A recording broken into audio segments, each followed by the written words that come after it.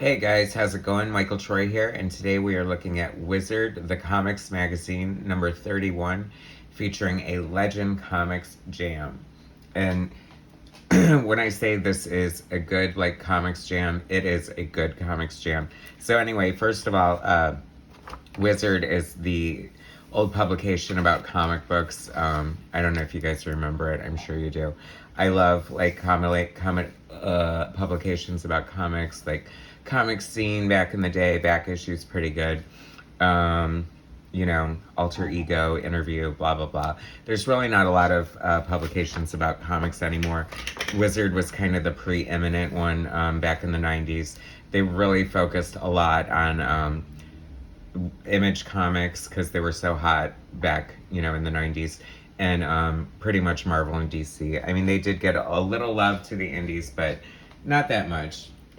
They pretty much went for what was going to sell, and who can blame them? I mean, if you're in the business, if you're in any kind of business, I just read that the goal of any business is to make more money than you spend. So if you make more money than you spend, I guess you're a successful business. Anyway, enough of that. So here's this great Legend Comics. Okay, so Legend Comics was similar to Image Comics in a way that it was founded by 7 creators, spearheaded by John Byrne and Frank Miller, and it has all these great creators. We'll get more into their backstory in a minute, but look at this awesome cover. So you have Sin City with Frank Miller here, Marv. It's funny to see Marv in color because, I mean, I guess he has blonde hair, but I don't always think of him that way because, I have a penchant for blondes, being a blonde and everything. Hellboy by Mike Mignola. There's Martha Washington, Dave Gibbons, and Frank Miller's creation. There's something, I think this is a character from Danger Unlimited. That's John Burns. Then there's the Torch of Liberty. Then you've got Beth from Next Men. And what was his name? The runner, the fast one. I can't think of his name right now. It'll come to me. It's not Jack, it's Tommy. That's where it is. So anyway, a couple of chicks from Sin City. I'm sure this is Dame to Kill For. I mean, there are a couple of twins with a gun. Then you got another John Byrne character there. Very cool. Looks like a 60s, classic Marvel villain, kind of with the big weird head. Monkey Man and O'Brien from Art Adams. I love Art Adams. Monkey Man's tie has the Legend Comics logo on it, which is basically an Easter Island head designed by Mike Mignola. Perfect for that. Then we have Jeff Darrow, and it is Darrow, by the way. His art from Hard Boiled, and he did a lot of stuff for The Matrix and Doc Frankenstein, and he's super detailed and just really great European artist. I love his stuff. So full of details, and it is pronounced Darrow. That's why he does his little signature with a D and then an arrow. How cool is that? I love when artists have really cool ways to sign their signature and that are instantly recognizable. And then you have Paul Chadwick's Concrete here.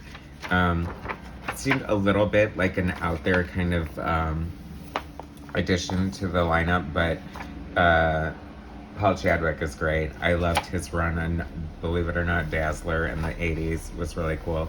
Anyway, here's a huge... So it was all about the fold out covers and everything like that.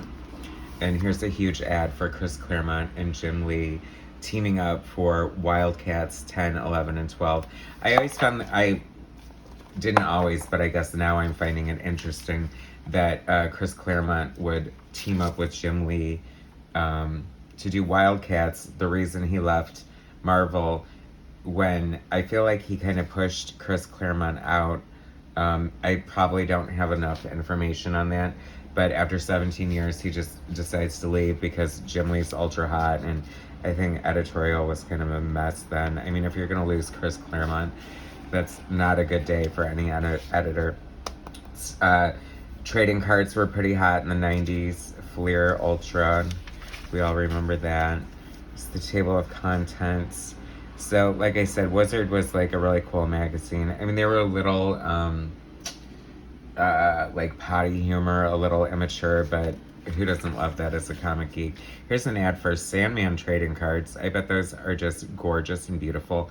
I appreciate Sandman. I pretty much only read like the Death miniseries. I wasn't so into the whole like Sandman thing, and I know that a lot of people are, and they have the new, TV show coming out that I'm sure I'll watch. There's Gareb Shamus. He was like the publisher, editor-in-chief, whatever you want to call it, of Wizard Comics. Now I think he just does spearheads like conventions. Wizard Con is still a thing, isn't it? I don't really know the state of the cons right now, but God knows I can't wait to get back to one.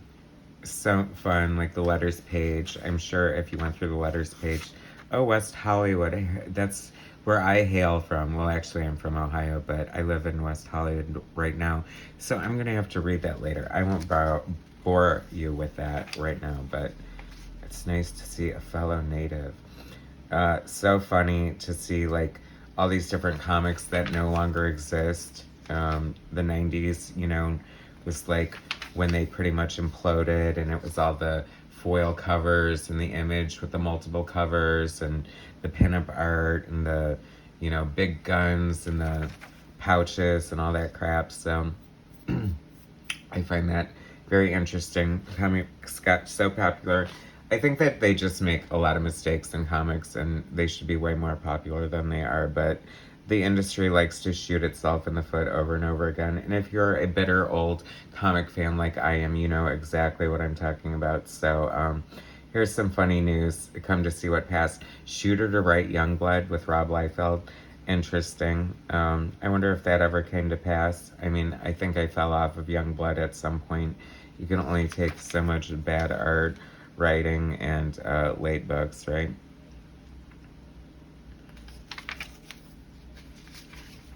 Video games. Not much of a video gamer. I guess it's because of my poor coordination, which is ironic because video games are supposed to help your coordination. So here we come to the legend story. So basically, they had been teasing getting together, like doing their own sort of Image Comics thing for the longest time. Frank Miller, John Byrne, a few other guys. It was supposed to be include Walt Simonson, and it was going to be called Dinosaur Comics, they said, which was the worst kept secret, but that never came to fruition. Frank Miller and John Byrne said they wanted to be the dictators of the group, even though there weren't like a lot of rules, but basically like-minded creators getting together to publish their books under one like umbrella, without necessarily being a publishing company. Even though they only used the Legend imprint at Dark Horse Comics, they said that they could take it with them anywhere. And I don't really think anyone uses the Legend Comics imprint anymore, which is kind of a shame because I thought they produced a lot of great comics. I mean, you've got John Byrne doing Danger Unlimited, Mike Mignola, Hellboy, Art Adams, Monkey Man and O'Brien. Sadly, with all the star power, and I don't know if it's because of the implosion or whatever, but, it obviously didn't last. Here's an ad for Bravura, which was also, this is Malibu Comics, sort of creator-owned imprint, and there were some fun books on here, too. There's a lot of, I kind of wish they would do this again, and, because a lot of the old pros, can't get work and stuff, so the ones who still want to work should just do self-publishing, get together. I mean, I commend people. Kickstarter seems to be a really successful way to self-publish these days. So I guess whatever works, just keep comics alive, people. But you've got Jim Starlin, you've got Walt Simonson here with his Star Slammers. Howard Chaykin, Power and Glory, that was a fun book. Stephen Grant and Gil Kane. I love Gil Kane's art so much. I'm sure I got all these books, or most of them anyway. I don't really remember them that much. The Nocturnals by Dan Brereton, which the omnibus is coming out soon on that. So, and it's cheap, so I say go get it. Here's a big article with Eric Larson. I love Freak Force. I love all of Eric Larson's books. That's a cool, swarthy looking picture of a Savage Dragon there. But Marvel and DC put out hundreds of titles a month. Do I think that those books as a whole are better written than Image books? Not at all, not even close. Well, I don't remember what they were back then, but I don't think anyone is putting the writing of the early 90s Image comic books in any sort of Hall of Fame or anything. But these were some issues coming out from Image Comics at the time, and I loved like a lot of these books. Vanguard was really cool. Um, Freak Force, Pit, Dale Keelan's Pit. I really love Dale Keelan's art. Um, I would love to see Pit return. This is fun. This is like fan art. That's the fun thing about a publication, especially something like Wizard. You know, it was pretty interactive with its fans as far as the letter page, envelope art, just, you know, fan art. You know, it's always fun. I had a couple of my pieces of art published in Previews magazine back in the day. I don't know if they still publish fan art, but that was always super exciting because you didn't really know when it was happening. It just came out.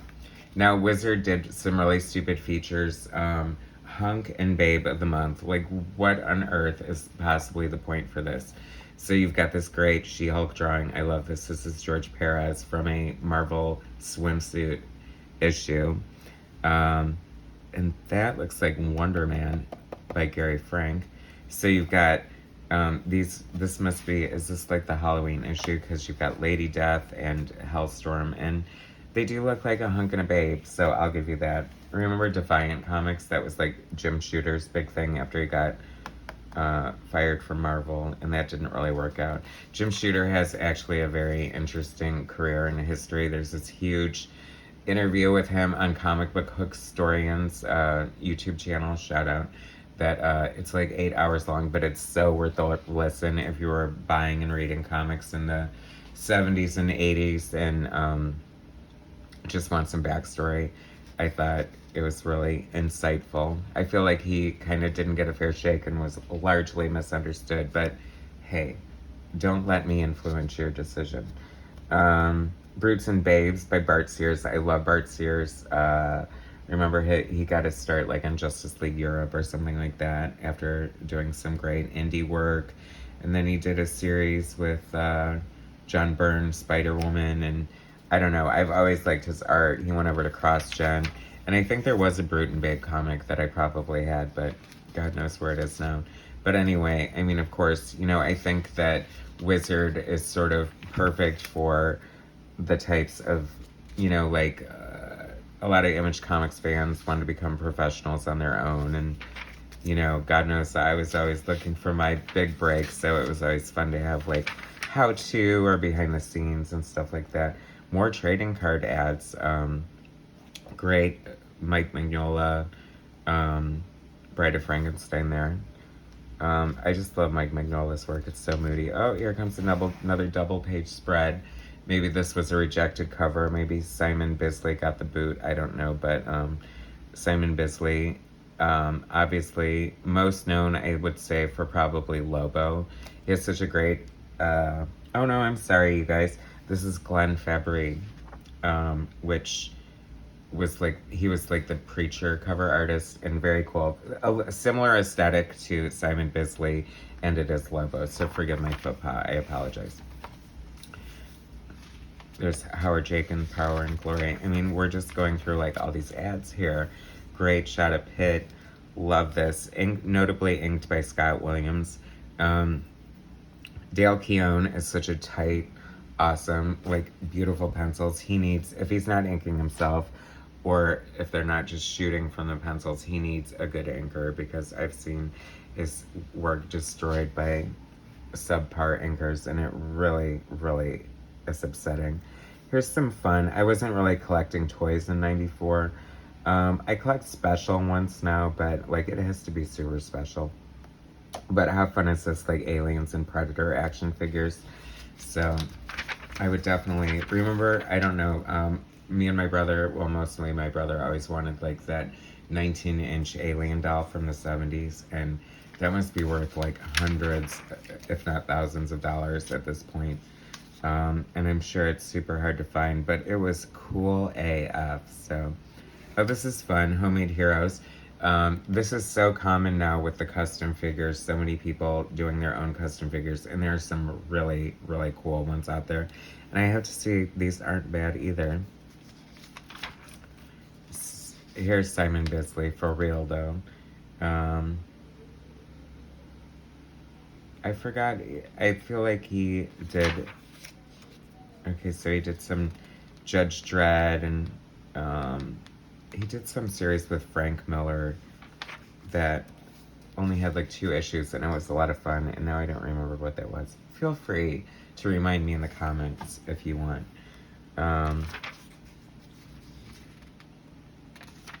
So that's a fun interview with Simon Bisley anyway. Pretty insightful. I love reading interviews with artists. Wendy and Richard Pini, the creators of ElfQuest.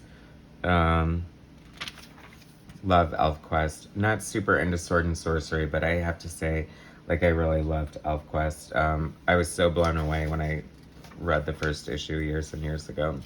In black and white, no less. Win cool legend stuff. Wizard was always doing contests and things like that. Yummy Fur. That's interesting. That's a book I guess I need to check out. Comic book intelligent quotient. See, they even have, this is like the Cosmopolitan magazine for comic geeks, you know, with the quizzes and the that really shouldn't have been their selling point, and I don't think it was. A price guide. They always did these price guides, and it was like, really, like every month? Like, what the hell? I feel like it was every month, but I don't remember. Oh, this is interesting because this is like a 10 easy steps for creating gritty, cutting-edge comic book characters. And from column A, they have a name, and column B, and I don't know how you're supposed to do it, but like Hawkfire, Death Shadow, Bloodkill. See, it's so easy to create an Image Comics character. Just come up with some sort of ridiculous name, like some brazen adjective followed by some, you know, edgy verb, and there you go. And then just start throwing things on ponytails and pouches and knives that have big ridiculous blades and all kinds of shenanigans like that. The top 10 heroes and villains of the month. And I just want to point out that this is from 1994. So that's like 30 years ago, almost 27 years ago. And to this day, okay, so the number 1 is Spawn. I don't know where Spawn's popularity lies now.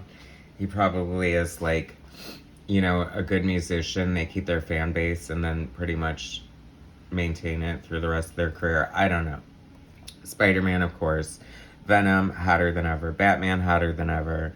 Superman, still popular. Sabretooth, yeah, I'd say so. Gambit, I don't know where he is lately, but I think he's fallen from grace a little bit. Daredevil is always, Daredevil will never not be cool, don't you think? Like, I feel like there's always some great current story going on, some cool, you know, creative team that just adds so much to the character, and Daredevil's great. Death, I wonder, I'm sure we'll be seeing her in Sandman, right? I mean, oh yeah, that's what people are complaining about, because she's not pasty white like that. Prime from the Ultraverse or Malibu Comics. He was pretty popular, I guess. I mean, he was just a big Superman ripoff. Angar the Screamer is the Mort of the month, and how dare they? I mean, with all that 70s goodness going on in his design, whatever. Miller, McFarlane, Spawn, Batman. I don't remember how great the story was, but I remember loving the art and being really excited because, come on, Frank Miller and Todd McFarlane doing Spawn and Batman. It doesn't get much better than that. Solar, Man of the Atom. Worth it for the Barry Windsor Smith art alone. I think this is not drawn by him, but at least he was doing the cover. So these are like the hot comics. War Machine. Danger Unlimited from John Byrne. Speaking of shooting yourself in the foot, I feel like John Byrne, with his notoriously cranky attitude and controversial sort of I don't care what I say or who I insult kind of attitude has hurt him a little. I mean, anyone who watches my channel knows that I worship him and love him, but I feel like, I don't know, the industry has crapped on him a little bit. Exo Manowar, War Machine, Gen 13, that's J. Scott Campbell's big start in comics, and I guess he's done pretty well for himself, eh? I don't know, people complain about 90s comics, but looking back at this, I feel like I have a lot of fond memories. Okay, so here's the top 100 for January of 1994. And let's just look and see how much things have changed since then. So number 10 is Adventures of Superman.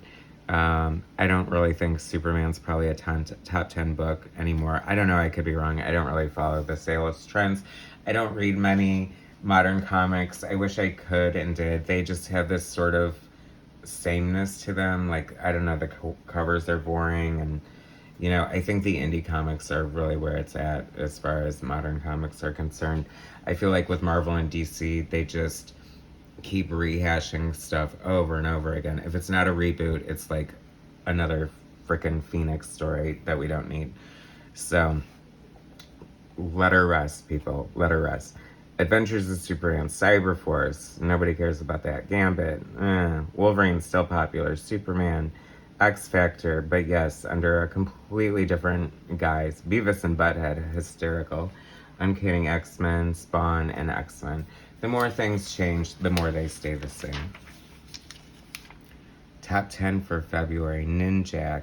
Oh, Stephen Platt on Moon Knight, 2 of them in here. I mean, talk about an auspicious debut. So Stephen Platt, who's really cool, very like detailed, a little reminiscent of Todd McFarlane with all the dynamic layouts and the cool poses and the, I don't know, but anyway, so he comes on a Moon Knight like just as they're canceling it. Then he gets stolen by Image Comics and does profit for a few issues, and then pretty much disappears forever. I don't know where comic artists go. A lot of them do storyboards. A lot of them do animation, so good for them. Monthly comic grind is not, you know, for everybody. You're not going to get super rich unless you're like a Jim Lee or something like that. So if you're thinking about getting into comics, for God's sakes, do not do it for the fame and glory. Do it because you love comics. That's my advice to you. And if you just put out really good comics, then the fame and glory will come. Correct. Look at all these. So you've got like a cardboard stock cover with a hologram on it for this Fatal Attractions. Cool Daredevil cover. See, this is interesting. In the height of all the gimmick covers, this is a simple black and white cover with a teeny little red Daredevil. Very cool. Bill Sienkiewicz sporting the cover for X-Men Unlimited, number 3.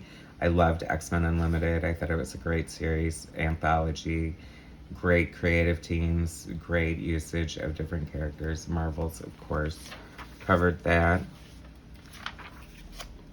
Here we go again. This is fun for the retrospective aspect. So who are the top 10 artists and who do we still remember? Andy Kubert, fine. I mean, isn't he doing Batman right now? And he was doing X-Men then, so that's how you do it. I mean, you're a legacy creator. Your dad's Joe Kubert. Your brother's Adam Kubert. You went to the Kubert school. You started in the industry when you were like 13 lettering comics. And 30 years later, you're drawing Batman still, so good for him. Mark Silvestri, Cyberforce. I love Mark Silvestri's work. His run on the X-Men was a lot of fun, and Wolverine. And, I mean, every once in a while, he dusts off the pencil and busts something out, so Mark Texiera, love him. Dale Keown from Pitt. Bart Sears, who does Brute and Babe, Frank Miller. Oh, Frank, could you just give us one last, like, great book? In the Legend interview, they were talking how they had approached DC Comics, and Frank had written a Superman story for Byrne to draw, and Miller drew a Batman story for Byrne to draw, and it never happened. And that would be so cool. Like, dust it off, make it happen. I'd love to see that. Stephen Platt, we already talked about him. Jim Lee, you know, we know what's up with him. He feels like just more of like a figurehead for DC Comics. He sold Wildstorm to DC, and then, you know, just started doing like Batman, Superman, Justice League. I would love to see a great run on Wonder Woman. I think that's the only thing he's kind of missing in his cachet, and I just think that it would be gorgeous. And furthermore, I would like to see Chris Claremont write that. So if anybody who can make a difference in the comic book world is listening, there's that $1 million idea for you. Joe Quesada, I think he's pretty much working in the movie side of Marvel now. We don't see many, if any, art from him at all. Todd McFarlane, still busting out Spawn. It's funny because he boasts like having done over 300 issues of Spawn, but how many has he actually drawn? I mean, I know he inked a lot and wrote a lot and stuff, but I just feel like I'm more compelled to be invested in someone like Eric Larson, who has consistently written and drawn his character for years and years and years. I'm not saying that that's a bad thing, but I just feel like a lot of the Image creators kind of left Marvel just to do the same exact thing, but I guess, you know, under their own vision, which is totally fine, of course. But I mean, I don't know, it's kind of sad because it's like, you know, I feel like when the Image creators left, they're like, oh, you can't do this without us or whatever. But I mean, there's always going to be another hot artist or writer or whatever. I mean, where are they right now? But, you know, there's always going to be more people like that. And I don't know, you know, if you can create something better than the X-Men or Wolverine, then do it. I'll read it. So then we go onto the writers. You got Frank Miller, who's doing double time as writer and artist, so we don't need to talk about him. Neil Gaiman.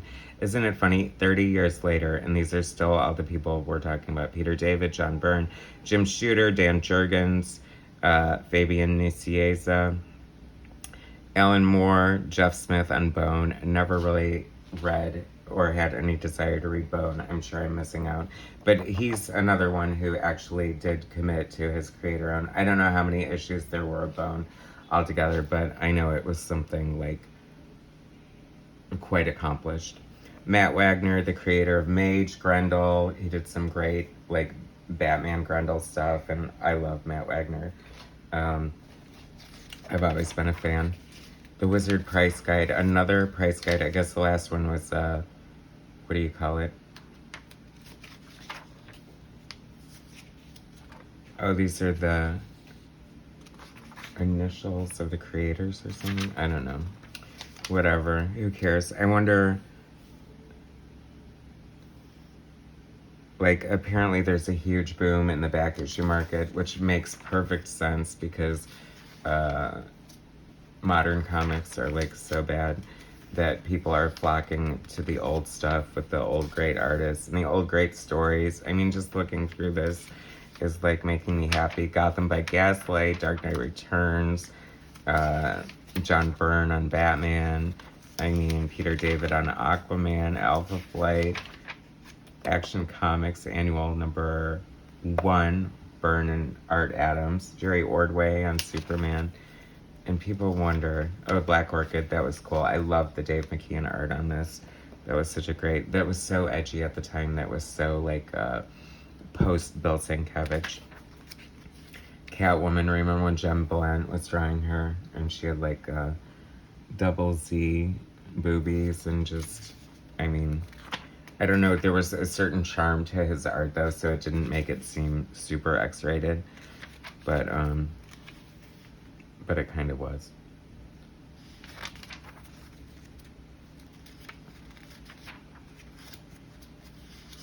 I don't know, who needs this? All these prices. It just seems like a lot of wasted pages. I don't know. Who cares, right? You don't have to read it. I remember always getting like the Overstreet price guide and just being kind of obsessed with looking through it. That was before the internet, when you had to use things like that to entertain yourself. Hellboy making an appearance in Next Men. I wonder how that works out with the trade paperbacks and stuff. I'm sure fine, since they own their own characters.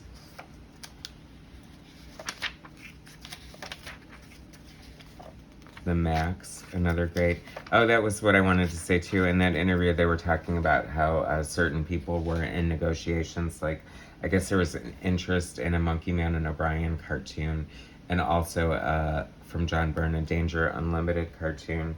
And none of that happened. I mean, so many deals stop and start. But, you know, comics is such a wealth of inspiration for so many properties now. And people, I hate when people, people like Scorsese or other directors diss comics and say Marvel's ruined everything and blah, blah, blah. So they're making good movies that people want to see. So if you just continue to make good movies people want to see, there's no big secret there, people. People will watch good movies, okay? And there's plenty of comic book material that still, I mean, I figure if you think about it, like Superman with Christopher Reeve was, you know, made in 78. And I feel like there have been lulls in popularity, like sometimes a few bad comic book movies came out to sort of make people shy away from doing comic book films, because Hollywood's like that. They never look at like whether it's a good movie or not. Great Frank Miller and Chris Claremont Wolverine miniseries. Definitely need to look that up. But you know, it's like with anything. If you make quality, original entertainment, people will flock to it. There's so much information in here. It's kind of a shame that Wizard isn't around anymore. But I don't know, you know, like I can't imagine a comic book about comics selling in a market where comic books really don't sell that well. So isn't it sad that comics used to sell like you know, millions of copies on the newsstand, and now it's a miracle. Like if you're selling 100K, that's like a million. Frank Miller's Spawn. Little last look. I liked, you know, little things like this, profiles on creators. It's always good to focus on the creators. I like to know about, you know, what writers and artists are thinking and their process and stuff like that. So lots of great insight. Oh, could we end any better than that? I don't think so. I mean, all you need is Wizard Comics with a Ferengi on the back of the cover. Anyway, so that's Wizard Comics Legend Jam issue number 31. Really fun issue. Great interviews with Simon Bisley and John Byrne, Frank Miller, Mike Mignola. Fun stuff. Reminds me of comics back in the day from 1994. So thanks so much for watching. Please subscribe to my channel, hit like, share my content, and I'll bring you some more later. All right, thanks guys.